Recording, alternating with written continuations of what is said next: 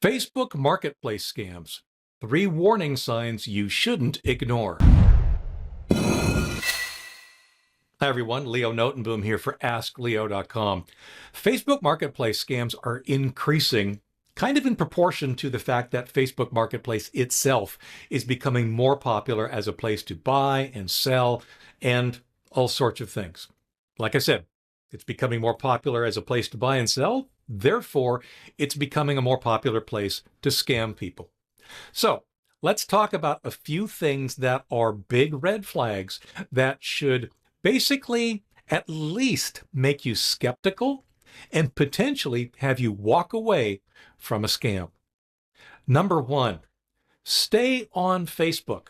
One of the things that scammers will often ask you to do is to take your conversation off of Facebook.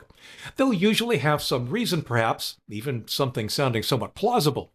Often their recommended alternatives are some of the secure apps like Telegram or Signal or perhaps even WhatsApp. Even though it is owned by Facebook, it's still end-to-end secure, which implies some level of untraceability. And that's it. The reason is accountability, the thread for this article. By moving to a different platform, they've completely divorced themselves from Facebook's terms of service, penalties, or possible identification. You've moved the conversation from a structured platform with policies to what might be better thought of as a rules-free conversation between anonymous individuals. The former has a shred of possibility of there being consequences for the scammer. The latter, none at all. So this actually applies to many, many different scams, not just Facebook Marketplace scams, but whenever you connect on one platform, stay on that platform. And if they insist you move to another, that is a red flag. Number 2, use real money electronically. This sounds kind of backwards, but the bottom line is that actual currency transferred electronically, ideally paying with a credit card, is safer than what many scammers end up asking for, Bitcoin or other cryptocurrencies. The reason is accountability. It can be practically impossible to trace where the money goes paid using crypto. And there's zero chance of you actually getting it back. Now, while account-to-account bank transfers are sometimes abused, the safest approach is to insist on using a credit card, which typically includes some protection, or a service like PayPal, which can do the same. You can also check with your bank about any protections that they might offer with respect to debit cards.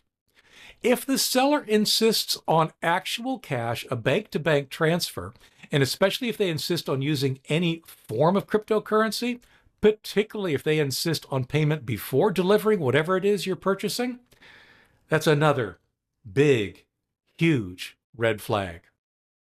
Number 3, never, ever use gift cards. This is so common and important that it deserves its own mention apart from these previous points about how to pay. Scammers will often ask for payments in gift cards. They'll ask you to purchase gift cards from your local grocery store or wherever you would pick up gift cards, and then either physically send them the gift cards or, more commonly, tell them the numbers that are on the back of the gift card. Again, don't do that. The reason is our thread, accountability. There is none. Gift cards are exactly like cash, and once they've been redeemed, they cannot be recovered or pulled back. This is why it is so common in so many different scams. Average individuals may not be capable of dealing with cryptocurrency, but gift cards are easy and ubiquitous and absolutely dangerous if you're responding to someone who is trying to scam you. So if you get scammed, there are many techniques scammers use when posting in places like Facebook. But now you've seen at least 3 of the really big red flags. If, however, you get scammed anyway, then first, stop communicating with the scammer, period. Nothing. Don't yell at them. Don't complain to them. Just go dark. Ghost them. Nothing good can come from any continued conversation. If it's a Facebook Marketplace scam, report the scam to Facebook. They have a place and a way to do that. I've got links to the article on Facebook that will tell you how to do that.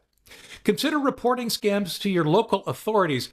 This is one of those things where it may not be useful, it may not get you results, but if things escalate or if there's something else in the future, then you'll at least have a police report to fall back on as indication that this happened to you. And then depending on the payment method you used, check with your bank or credit card company or PayPal or whomever to see if you have any recourse. It is very possible that you do.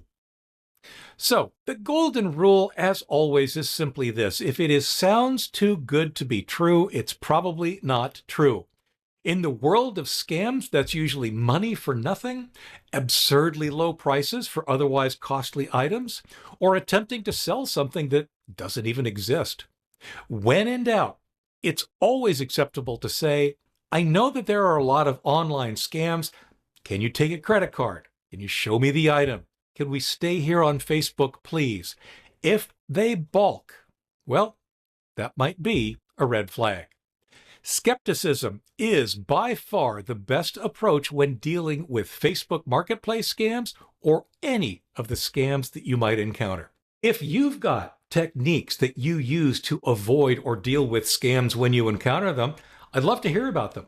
Leave them in a comment to this video or visit askleo.com/169452 and leave your comment there.